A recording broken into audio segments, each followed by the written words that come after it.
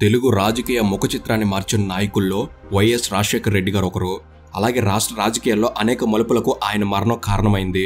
రాజశేఖర రెడ్డి గారు ఉన్నంత వరకు ముఖ్యమంత్రి పదవి గురించి మరే నాయకుడు ఆలోచించలేదు. కానీ ఆయన మరణాంతరం కుర్చీ కోసం జరిగిన ఆరాటం, నేతలు చేసిన పోరాటం ఇవన్నీ రాష్ట్ర రాజకీయాలను చాలా మలుపులు తిప్పాయి. అప్పట్లో ఉమ్మడి రాష్ట్రంలో తెలుగుదేశం చేతిలో వరుసగా 2 పర్యాయాలు ఓటమి చెంది పూర్తిగా బలహీనపడిన కాంగ్రెస్ పార్టీని తన పాదయాత్ర ద్వారా ప్రజలకు చేరువ చేసి తిరిగి అధికారంలోకి తీసుకొచ్చిన నాయకుడు రాజశేఖర రెడ్డి గారు. అయితే పార్టీ కోసం అంతలా కృషి చేసి పతనం అంచున ఉన్న కాంగ్రెస్ పార్టీని పతాక స్థాయిలో నిలబెట్టిన ఆ రాజశేఖర కుటుంబానికి మాత్రం ఆయన మరణించిన తర్వాత పార్టీలో తగిన గుర్తింపు, గౌరవం దక్కలేదు. రాష్ట్ర రాజకీయాల్లో బలమైన రాజకీయ కుటుంబం రాజశేఖర రెడ్డి గారిది. అయినా ఆ కుటుంబానికి అవమానాలు తప్పలేదు. అయితే రాజకీయ పార్టీలు చేసే అవమానాన్ని ఎదుర్కోవడానికి రాజకీయ పార్టీ ఏర్పాటే మార్గమని, కేంద్రంలో రాష్ట్రంలో అధికారంలో ఉన్న కాంగ్రెస్ పార్టీకి ఎదురెళ్లడం ప్రమాదం అని తెలిసినా ఏకంగా కాంగ్రెస్ పార్టీని ఎదురించి సొంతంగా పార్టీ పెట్టి ప్రజల్లోకి వెళ్లిన చరిత్ర వైఎస్ జగన్మోహన్ రెడ్డి గారిది. జగన్మోహన్ రెడ్డి గారు వైఎస్ఆర్ కాంగ్రెస్ అనే పేరుతో రాజకీయ పార్టీని స్థాపించి కాంగ్రెస్ పార్టీ బెదిరింపుల్ని, కేసుల్ని లెక్క చేయకుండా రాష్ట్ర రాజకీయాల్లో నిలిచి గెలిచిన వ్యక్తి. కాబట్టి అసలు రాష్ట్ర రాజకీయాన్ని వైఎస్ రాజశేఖర రెడ్డి గారి మరణం ఎలా మలుపు తిప్పింది, రాష్ట్ర రాజకీయాల్లో వైఎస్ఆర్ కాంగ్రెస్ పార్టీ ప్రస్థానం ఎలా మొదలైంది, వైఎస్ఆర్ కాంగ్రెస్ పార్టీని స్థాపించినప్పటి నుంచి రాష్ట్రంలో అధికారంలోకి వచ్చేదాకా ఆ పార్టీ ప్రయాణం ఎలా సాగింది అనే ఈ విషయాల గురించి ఈ వీడియోలో మాట్లాడబోతున్నాము. ఈ వీడియో అనేది చాలా చాలా చాలా ఇన్ఫర్మేటివ్గా ఉంటుంది. ఎండ్ వరకు మిస్ కావద్దు. అండ్ ఇలాంటి మరెన్నో ఇన్ఫర్మేటివ్ వీడియోస్ని మీ కొరకు తెచ్చేందుకు మీ సపోర్ట్గా ఈ వీడియోకి జస్ట్ లైక్ చేయండి చాలు. సో ఇక లేట్ చేయకుండా let's get into the video.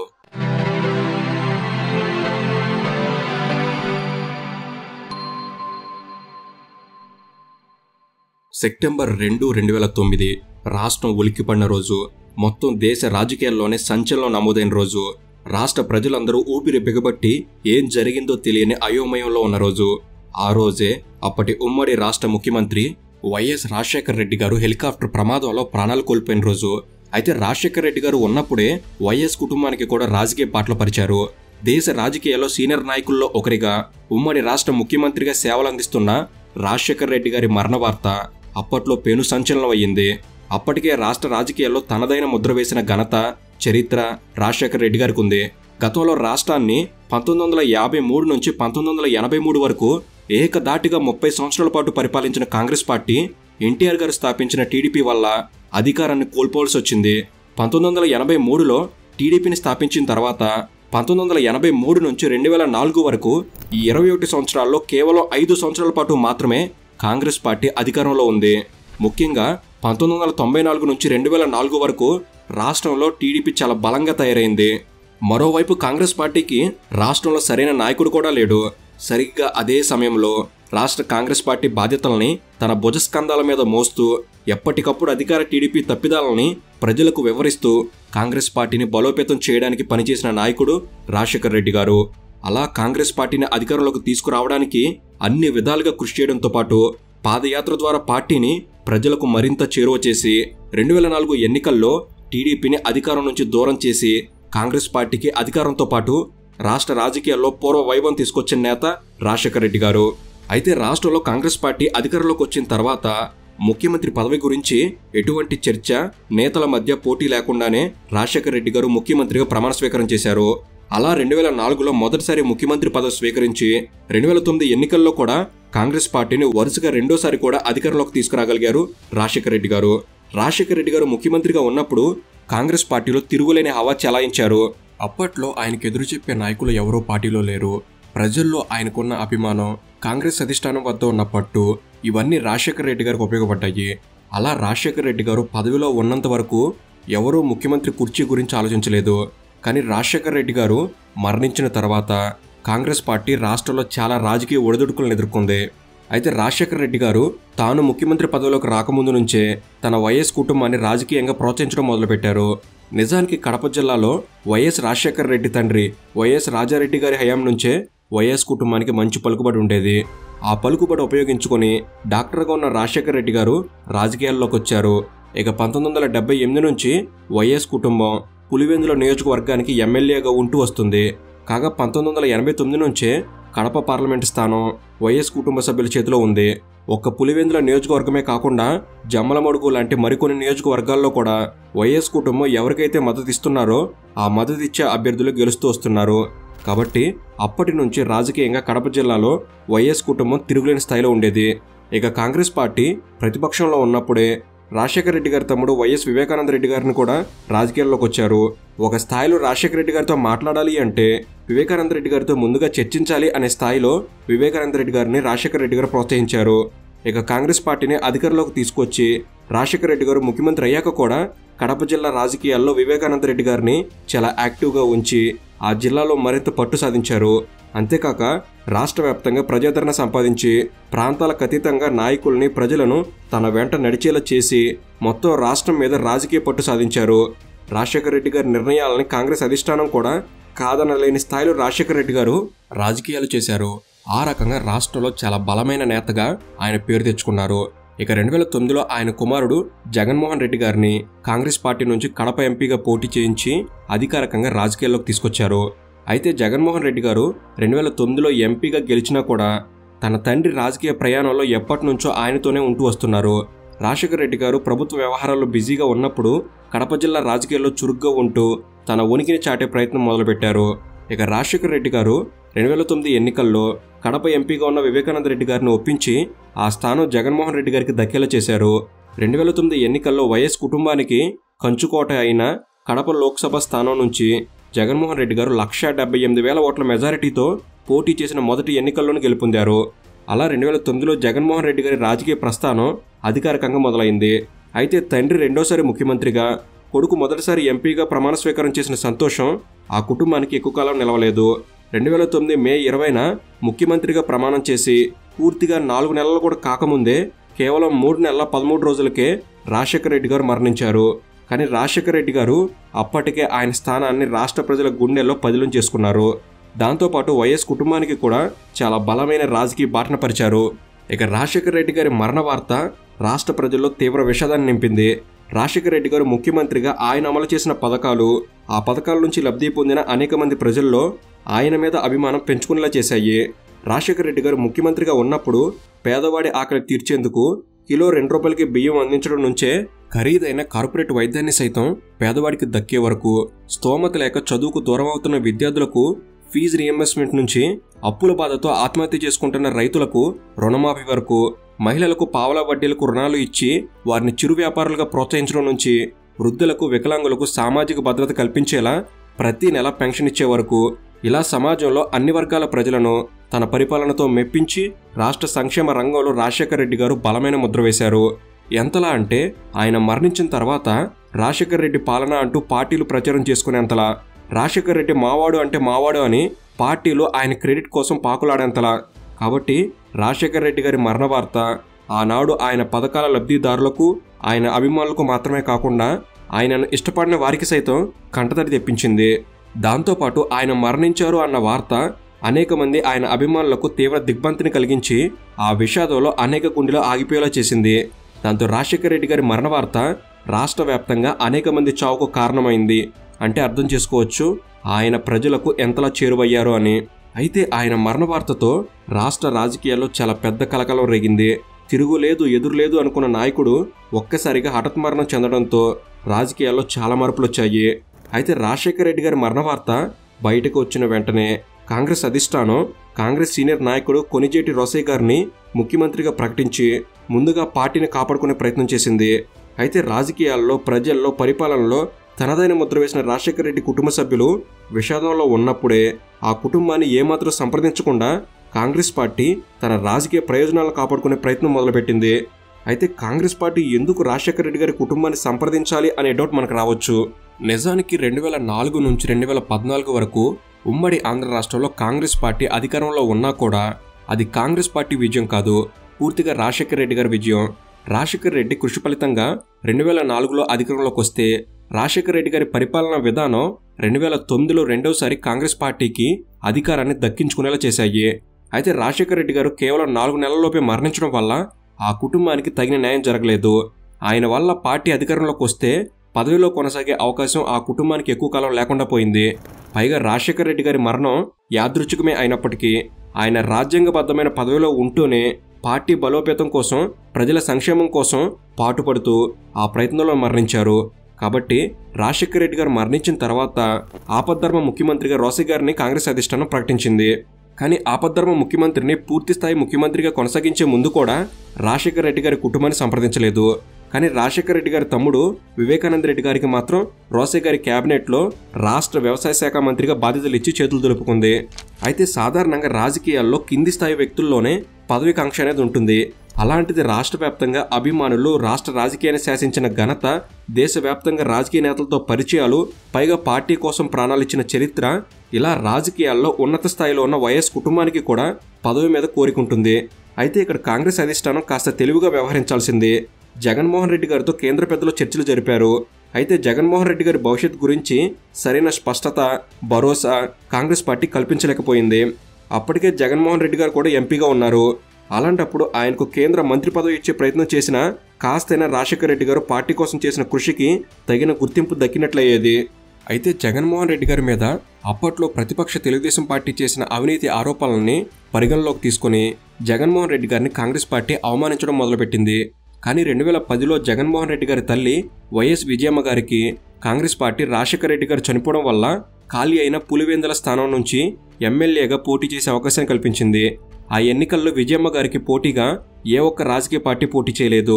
దాంతో ఆమె ఏకగ్రీవంగా పులివెందుల ఎమ్మెల్యేగా ఎన్నికయ్యారు. అయితే 2009 ఎన్నికల్లో కాంగ్రెస్ పార్టీ అధికారాన్ని నిలబెట్టుకుంది. కానీ కావలసిన మెజారిటీ కన్నా కేవలం 8 స్థానాలు మాత్రమే అధికంగా ఉన్నాయి.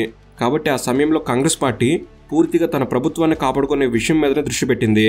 అయినా జగన్మోహన్ రెడ్డి గారు కాంగ్రెస్ పార్టీని బహిరంగంగా విమర్శించడం లాంటివి చేయలేదు. అదే సమయంలో తెలంగాణ ప్రాంతం నుంచి అప్పటి వరకు కాస్త సైలెంట్గా ఉన్న తెలంగాణ రాష్ట్ర ఏర్పాటు ఉద్యమం ఉధృతమయ్యింది. రాజశేఖర రెడ్డి గారు మరణించిన 3 నెలల్లోనే, అంటే 2009 డిసెంబర్లో తెలంగాణ రాష్ట్ర ఏర్పాటు కోసం Telangana joint action committee TJAC ఏర్పాటైంది. దాంతో ఉద్యమం ఉధృతం కాబోతుంది అన్న సంకేతాలు ప్రభుత్వానికి ముందే అర్థమయ్యాయి. మరోవైపు 2010 ఏప్రిల్లో జగన్మోహన్ రెడ్డి గారు తన తండ్రి మరణవార్త విని తట్టుకోలేక చనిపోయిన కుటుంబాలను పరామర్శించే ఉద్దేశంతో ఓదార్పు యాత్ర చేస్తున్నట్లు ప్రకటించారు. జగన్మోహన్ రెడ్డి గారు చేసిన ఈ ప్రకటన కాంగ్రెస్ పార్టీని షాక్కి గురిచేసింది.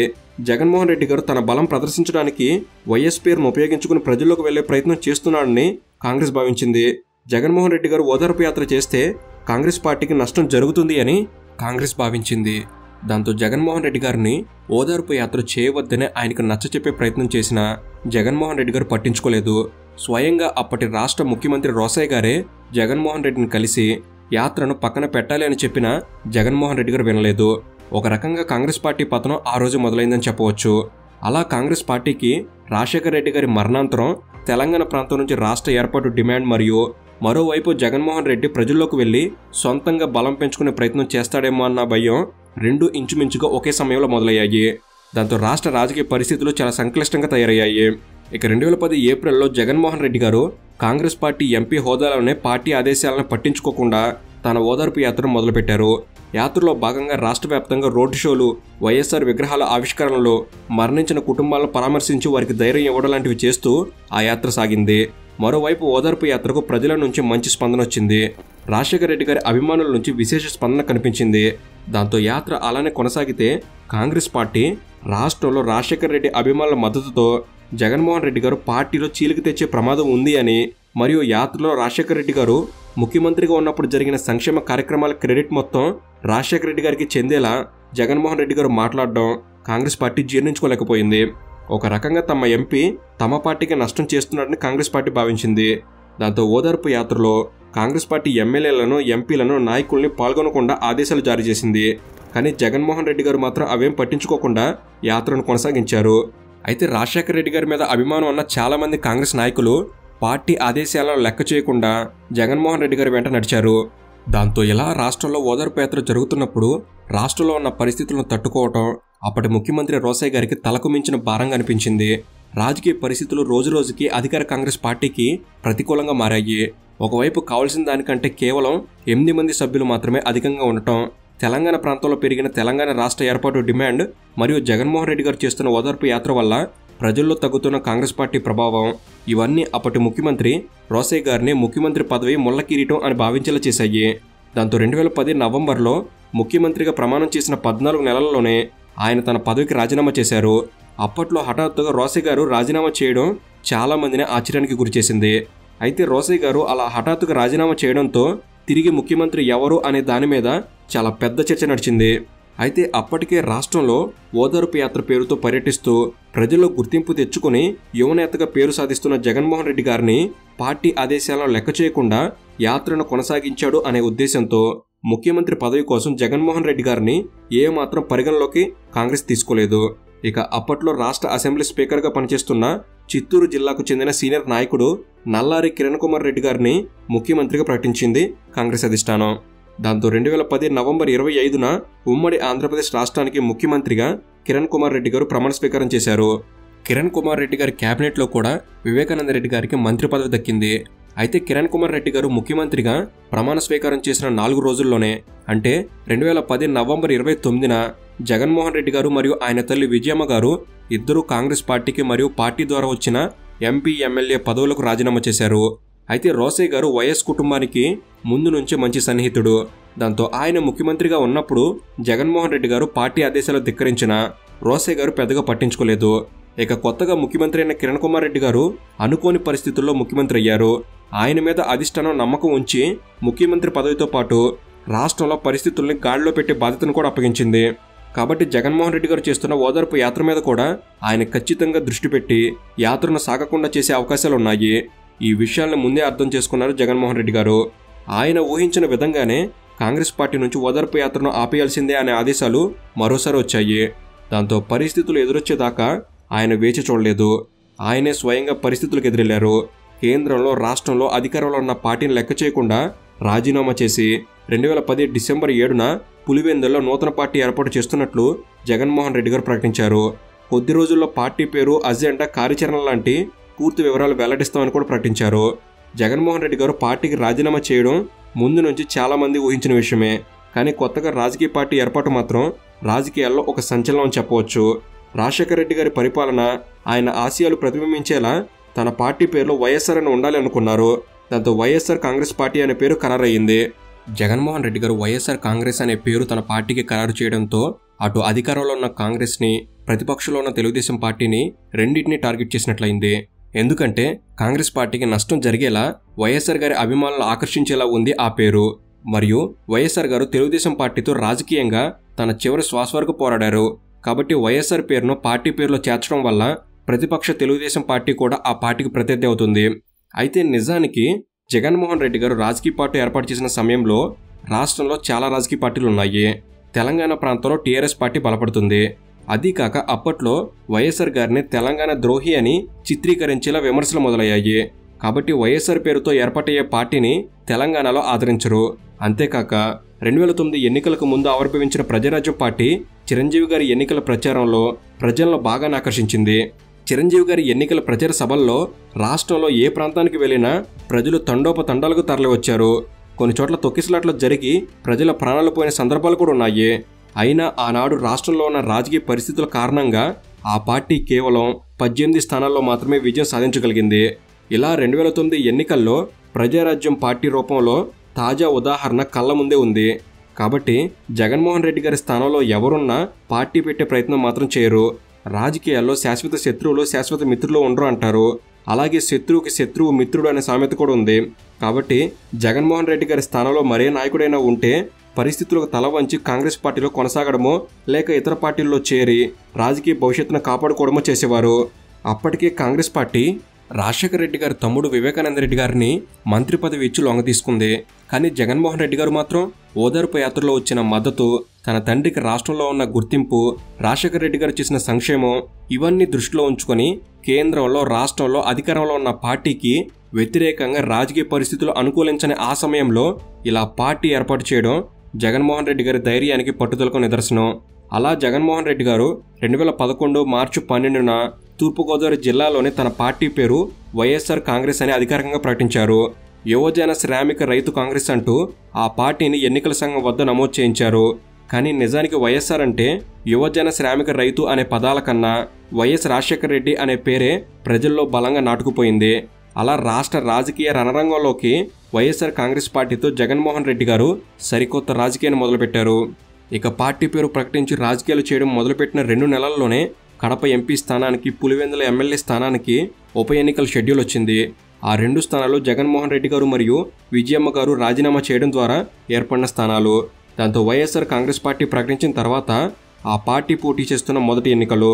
ఇక ఆ ఎన్నికల్లోనే జగన్మోహన్ రెడ్డి గారిని మరియు విజయమ్మ గారిని ఓడిస్తే ఇక వైఎస్ఆర్ కాంగ్రెస్ పార్టీ ప్రస్థానాన్ని మొదట్లోనే ఆపేసినట్లు అవుతుంది అని కాంగ్రెస్ పార్టీ, తెలుగుదేశం పార్టీలు భావించాయి. ఇక ఆ 2 పార్టీలు అన్ని రకాలుగా ఎన్నికల్లో ప్రయత్నాలు చేశాయి. రాజశేఖర రెడ్డి గారి భార్య విజయమ్మ గారిని పులివెందుల్లో ఓడించడానికి కాంగ్రెస్ పార్టీ ఏకంగా రాజశేఖర రెడ్డి గారి తమ్ముడు వివేకానంద రెడ్డి గారిని పోటీకి దింపింది. ఇక కడప ఎంపీ స్థానంలో జగన్మోహన్ రెడ్డి గారిని ఓడించడానికి ఏకంగా అప్పటి రాష్ట్ర ఆరోగ్య శాఖ మంత్రి డిఎల్ రవీంద్రారెడ్డిని పోటీకి దింపితే తెలుగుదేశం పార్టీ తన రాజ్యసభ సభ్యుడు ఎంవి మైసూరారెడ్డిని రంగంలోకి దింపింది. అంటే జగన్మోహన్ రెడ్డిని ఓడించడానికి అధికార పార్టీ ఏకంగా రాష్ట్ర మంత్రినే పోటీకి పెడితే ప్రతిపక్ష పార్టీ తన రాజ్యసభ సభ్యుడిని పోటీకి దింపింది. దాంతోపాటు అధికార పార్టీ దాదాపు 15 మంది మంత్రులను కడప జిల్లా మొత్తం మోహరింపజేసి ప్రచారం నిర్వహించింది. తెలుగుదేశం పార్టీ కూడా విస్తృతంగా ప్రచారం నిర్వహించింది. ప్రధాన ప్రతిపక్ష నేత చంద్రబాబు నాయుడు గారు కూడా స్వయంగా కడప జిల్లాలో ప్రచారం నిర్వహించారు. కాబట్టి అర్థం చేసుకోవచ్చు ఆ రోజు జగన్మోహన్ రెడ్డి గారిని ఓడించడానికి రాష్ట్రంలో అధికార ప్రతిపక్షాలు ఎంతలా కృషి చేశాయో అని. కానీ జగన్మోహన్ రెడ్డి గారిని మరియు విజయమ్మ గారిని ఓడించాలి అని ప్రత్యర్థి పార్టీలు చేసిన ప్రయత్నాలు ఏవీ ఫలించలేదు. పులివెందుల అసెంబ్లీ నియోజకవర్గం నుంచి విజయమ్మ గారు వివేకానంద రెడ్డి గారి మీద 81,000 భారీ మెజారిటీతో గెలుపొందారు.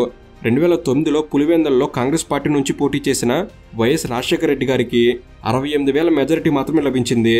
కానీ 2011లో వైఎస్ఆర్ కాంగ్రెస్ పార్టీ నుంచి పోటీ చేసిన విజయమ్మకు రాజశేఖర రెడ్డి గారి కంటే 13,000 ఓట్లు ఎక్కువగానే వచ్చాయి.